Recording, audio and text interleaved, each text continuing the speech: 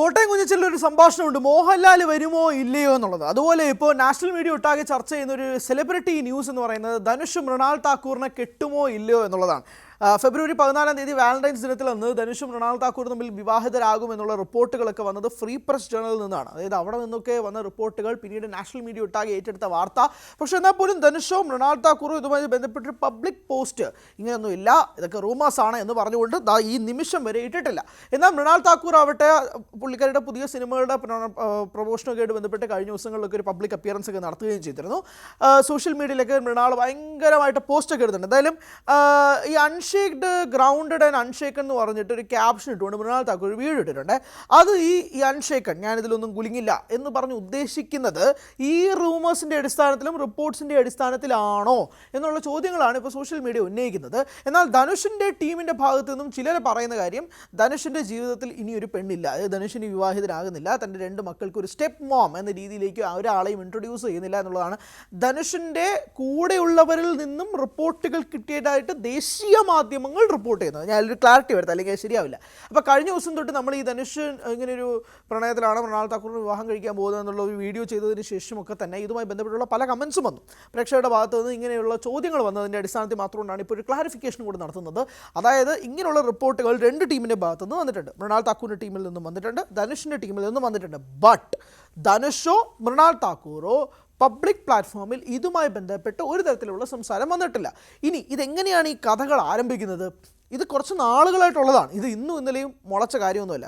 Dhanush Mrunal Thakur son of Sardar 2ൻ്റെ സിനിമയിൽ അഭിനയിച്ച സമയത്ത് ആ സമയത്തിൻ്റെ അതിൻ്റെ ഒരു പ്രൊമോഷൻ പരിപാടികൾക്കൊക്കെ ആയിട്ട് ധനുഷ് എത്തിയിരുന്നു. ഈ സൺ ഓഫ് സർദാർ 2ൽ ധനുഷ് അഭിനയിച്ചിട്ടില്ല.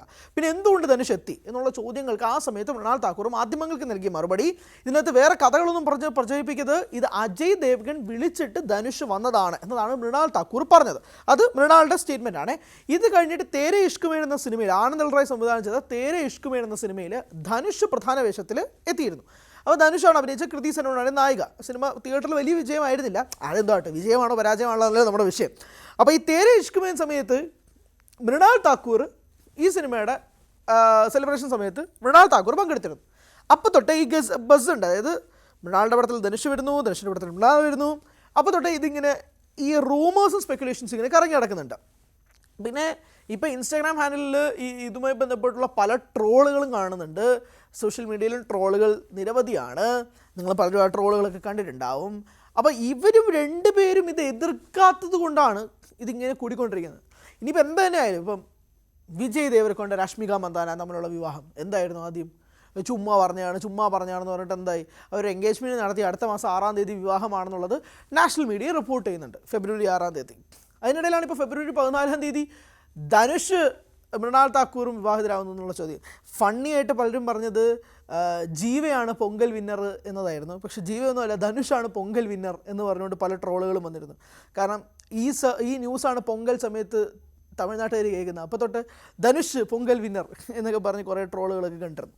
അതൊക്കെ വളരെ അങ്ങനത്തെ ട്രോളുകളായിട്ടാണ് സോഷ്യൽ മീഡിയ കാണുന്നത്. പക്ഷെ എന്നാൽ പോലും ഇങ്ങനൊരു സംഭവമുണ്ട്. ഈ 2 പേരും ടീം ഇത് എതിർക്കുന്നുണ്ടെങ്കിൽ പോലും ഇരുവരും, ധനുഷോ മൃണാൽ താക്കൂർ ഇത് എതിർക്കുന്നില്ല. എന്നാൽ മൃണാൾ ആവട്ടെ വളരെ കൺസിസ്റ്റൻ്റ് ആയിട്ട് തന്നെ സോഷ്യൽ മീഡിയയിൽ പോസ്റ്റുകൾ വരുന്നുണ്ട്. ഇപ്പോൾ തന്നെ കുറച്ച് മണിക്കൂർ മുമ്പ്, 4 മണിക്കൂർ മുമ്പ് ഒരു പോസ്റ്റ് ഇട്ടതേ ഉള്ളൂ. അപ്പോൾ ഇങ്ങനെ പോസ്റ്റുകൾ വരുന്നുണ്ട്. പോസ്റ്റുകൾ വന്നിട്ട് ഇങ്ങനെ ഒരു തരത്തിലും ഒന്നുമില്ലാതെ എങ്ങും എത്താതെ ഇങ്ങനെ സംസാരിക്കുകയും ചെയ്യുന്നുണ്ട്. അവിടെയാണ് ആളുകൾ ഇതുപോലുള്ള ചോദ്യങ്ങൾ, ബസ്, റിപ്പോർട്ട്സ്, ന്യൂസ് എന്നൊക്കെ വെച്ച് കണക്ട് ചെയ്ത് കാര്യങ്ങളൊക്കെ ചോദിക്കുന്നത്. എന്ത് തന്നെ ആയാലും ഉടനെ ഒരു തീരുമാനം ഉണ്ടാകുമെന്ന് പ്രതീക്ഷിക്കുന്നു. പലരും അതുമായിട്ട് വന്നിട്ടുള്ള ചോദ്യങ്ങളൊക്കെ ഉന്നയിച്ചതിൻ്റെ അടിസ്ഥാനത്തിൽ മാത്രമാണ് അപ്പോൾ ഒരു ക്ലാരിഫിക്കേഷൻ നടത്താൻ വേണ്ടിയിട്ട് ഈ കാര്യം പറഞ്ഞത്. എന്തായാലും ഇതാണ് ഇപ്പോഴത്തെ ഏറ്റവും പ്രധാനപ്പെട്ട ഒരു ലേറ്റസ്റ്റ് റിപ്പോർട്ട് എന്നുള്ള രീതിയിൽ ഇങ്ങനെയാണ്. ഇരുവരുടെയും ടീം ഈ വാർത്ത നിഷേധിച്ചിട്ടുണ്ട് എന്നാണ് ദേശീയ മാധ്യമങ്ങൾ റിപ്പോർട്ട് ചെയ്യുന്നത്.